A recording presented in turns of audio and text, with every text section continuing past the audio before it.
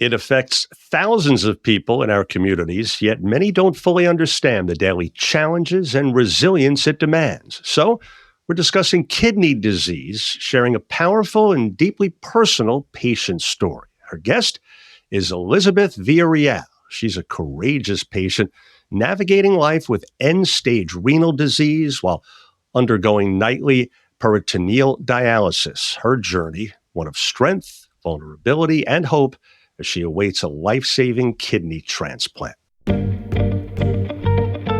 This is the Sinai Chicago Health and Hope podcast, where caregivers from Sinai Chicago share insights, updates, and important advice on the health topics impacting our communities. From the latest in medical research to practical tips for improving wellness, doctors, nurses, and health professionals are here to help you and your families take control of your health. Thanks for joining us. I'm Joey Waller. Hi there, Elizabeth. Welcome.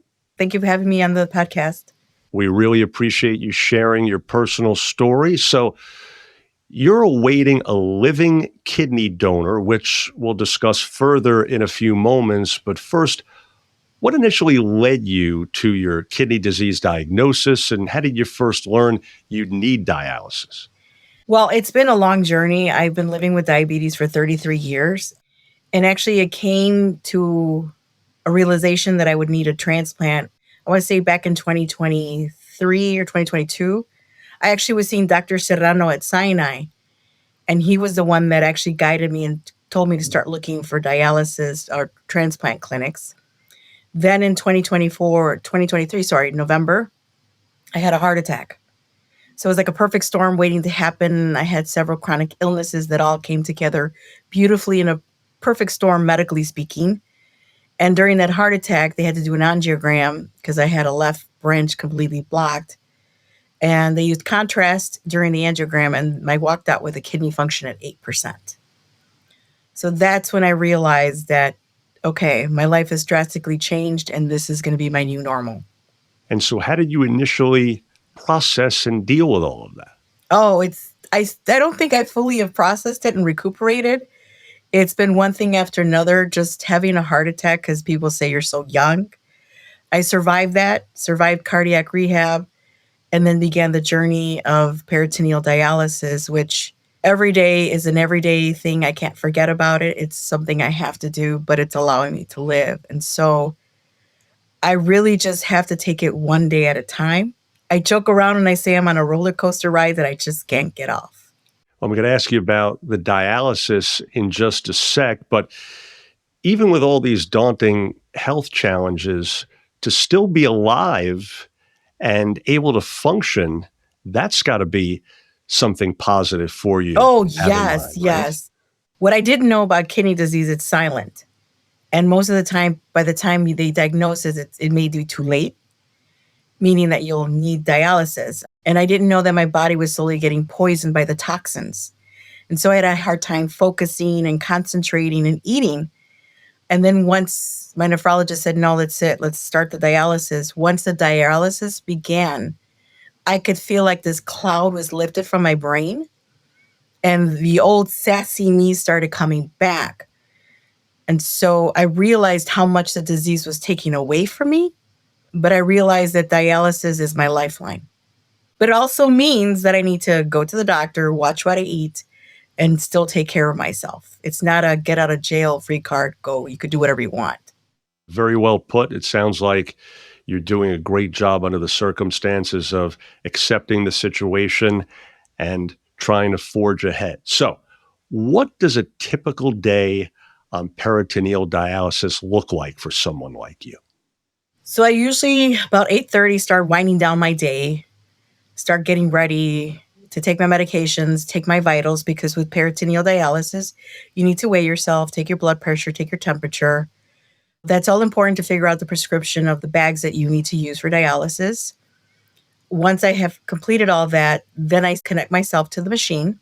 Once I'm connected, it's 8 hours of treatment. So basically it drains first time, drains any liquid that's left inside of you. Then it fills you up with the solution. It dwells, whether it's for 86 or 92 minutes. Then it drains again and it repeats So it's a 4 cycles for me, 8 hours a night. And then when I wake up, I need to disconnect. And then again, I weigh myself, take my vitals, and turn off the machine. And this is done where exactly? It's done in my bedroom, in my bed at night. So it's convenient when at home, but I have been able to travel. But when you travel, you have to take your machine, your boxes, and all your supplies. And it looks like I'm going somewhere for months, but it's just for a few days because it's important not to miss your dialysis. Oh, absolutely. I'm sure that's true. So, what would you say has been the biggest adjustment to going through this? Well, just the actual operation, having this foreign object in my abdomen, not be able to wear jeans like I used to. It's very uncomfortable the first few months, and it's just adapting to it. You can't do everything you used to. I can't swim, can't go into a sauna. It's taken some things from me, but it's given me the ability to live. So I have to remind myself that I have that catheter because sometimes you can pull on it in the middle of the night, and that's a little painful. And it's just being very mindful of it. So it's made me more mindful and aware of my body more than ever. And speaking of which, you led me beautifully into my next question. I'm sure some joining us right now would be wondering, while you're actually going through the dialysis on a nightly basis, what, if anything, can you do to take your mind off it at the same time? This may not sound healthy, but I binge watch some TV because sometimes it helps to escape. And in the midst of all this craziness, I did make the decision to leave my full-time job. Finally made my health a priority, which I wasn't, and I'll be very honest, I wasn't before. I was working and that was my priority.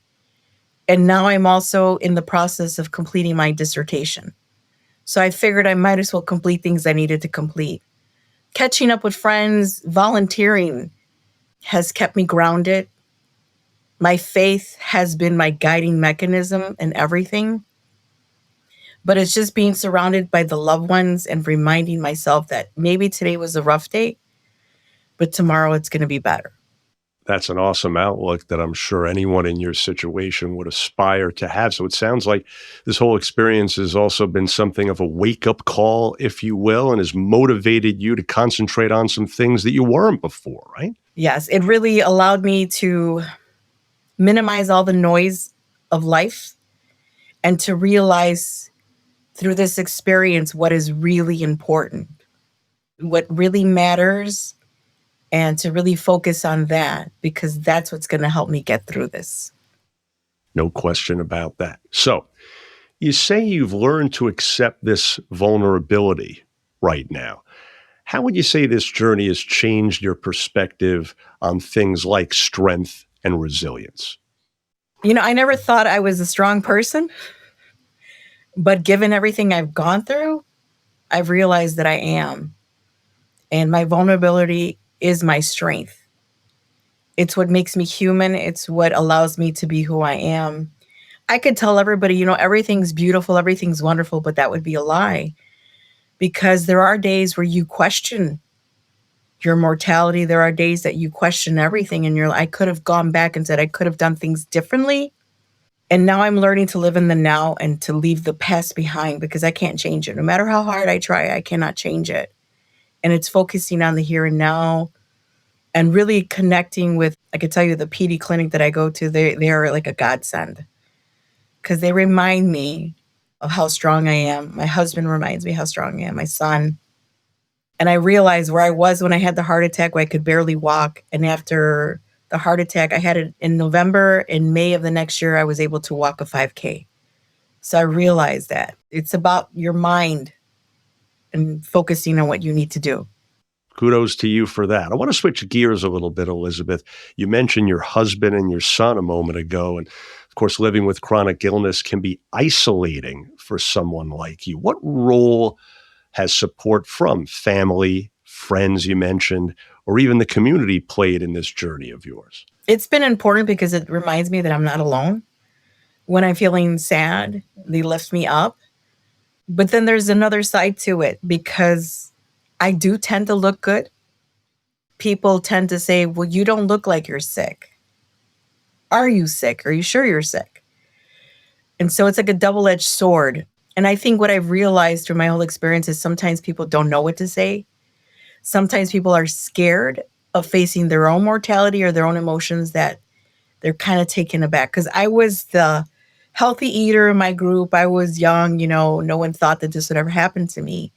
And when it did, it made everybody like kind of take a breath and think, okay, if it happened to her, it could happen to me. That says it all right there. What are some of the biggest misconceptions you would say people have about dialysis or kidney disease in general that you have an opportunity to clear up right here, right now? Well, like I said, people think, that I look good because it's just it is. And I always say, this glow is brought to you thanks to peritoneal dialysis. But there are two types of dialysis, and I didn't know myself until I started this journey. There's the hemodialysis, which is where they take out your blood, they cycle it, and they clean it. That you can only do 3 times a week. I opted for the peritoneal dialysis, which is less invasive. It's less aggressive on the body. It fills up your peritoneal cavity with a special solution, but you have to do it every day. But there's a little more flexibility in what you can eat.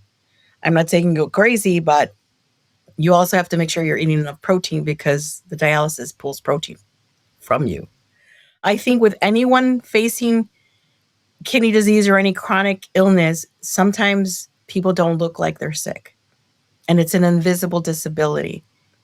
And people may not be aware of it. And it's just, I wish that people would be more gentle and kind to those that are struggling because everyone's facing this in their own way. And the best thing to do is just say, can I help you by sending you this? Can I help you by doing this? Going with someone to a doctor's appointment, because it could be a little overwhelming and scary to constantly go to doctor's appointments and you're alone. Just being that support. But I think before you say something to someone, think about if you were in their situation, what would you feel? Because that's the one thing I realized that people always tend to say, well, you don't look sick, so you shouldn't be sick. But that's not always the case. Definitely something for people to keep in mind as they approach others. A couple of other things. As we mentioned near the top, most importantly here, all this other stuff we've discussed is kind of orbiting around the fact that you are in need of a living kidney donor. So what do you want those joining us to know about that and how they may be able to help you? Well, I never thought about being in this situation. And I have my driver's license. I always marked up to be a donor. And I don't think that we really think about it until it hits your home or if it hits someone that you know. But if you can be a donor, it's helping to save a life, right? It's giving me opportunity to spend more years with my husband and my son, to fulfill some more dreams that I still need to complete, to keep living. And I'm not the only one in this situation. There are many others that are in this situation. So to think about it, and I know sometimes it's difficult. I came close to being a possible match for people that had passed away that were on life support. And their family thought of me in their time of grief, which is not easy. And as a person that would be able to receive an organ from someone, I would see it as a second chance and I would value that organ and make sure that I'm doing right by it because it's something that I need to take care of. I'm currently on a waiting list and I'm at the transplant center at Northwestern. And if anyone is interested in donating to me or even donating to anyone, just look up the Northwestern website. Look in to see what it is to become a donor. There are a series of questions that you have to answer. And the positive about it is that you get a real thorough background medical check that they're able to catch anything. So in case you're not a donor, you're aware of things, but also it's a good checkup that you don't have to pay for. And you're helping to save a life. The living donor would be ideal because that means that the kidney has a better chance of surviving. And at this point, I'm just putting out the universe, whoever finds it in their heart, to get checked, to get tested for myself or someone else. You don't know the beautiful gift that you would be giving someone. Well, in summary, you've touched on it already, but just to kind of put a bow on this, if you will, what keeps you motivated, Elizabeth, and hopeful as you wait for that kidney transplant? Your life, I'm thinking about it as you're talking about it. Someone in your shoes, your life is literally in someone else's hands, and yet you don't even know who that person is yet, right? And so Of all the different things, and you've talked about some of them, that you do to stay positive, what's the one go-to thought that helps you get through the day as you're waiting on the list? Well, the thing that I've really learned about this experience is patience and learning how to surrender. I'll hate to admit I was a control freak. I wanted to control everything, make sure I was aware of everything. But in this situation, there is no control. The illusion of control is lost. And I have to be hopeful that the universe will put the right person in my path that will be that donor for me. That's what keeps me hoping. And it's my faith, right? In the Catholic faith, we say, surrender and give it to God. You surrender the situation, and it's almost like you're releasing and you're trusting in the process. Because hopefully, once I have my donor, the journey has only begun. Because the transplant and the afterwards of the transplant, this is really a lifelong journey that will truly never really end. It's a temporary solution for my situation. But what I really want to get out there is for people to really value their health, to not fall into this situation. It's scary to go to the doctor because you don't want to find something that could be wrong, but it's important to get ahead of it, to plan with your medical team, but also to be an active participant in your health, to ask the questions, to follow directions, to be honest with your medical team. Because it is scary for everyone, but they're also human beings that are making decisions about your life. And it's only fair that you as a patient be active in that decision making as well. It's not all on the physicians. We as patients have to take accountability for our actions and for the goal and the path of healing our bodies. Yet again, very well said indeed. Folks, we trust you're now more familiar with kidney donation. Elizabeth, thanks so much, really, for sharing your story. It's amazing to me after getting a chance to meet you here that you're so positive and grounded and wise, really, and thinking about the big picture, thinking about others, not just yourself, which I'm sure is not always easy. And so best of luck in receiving that donation.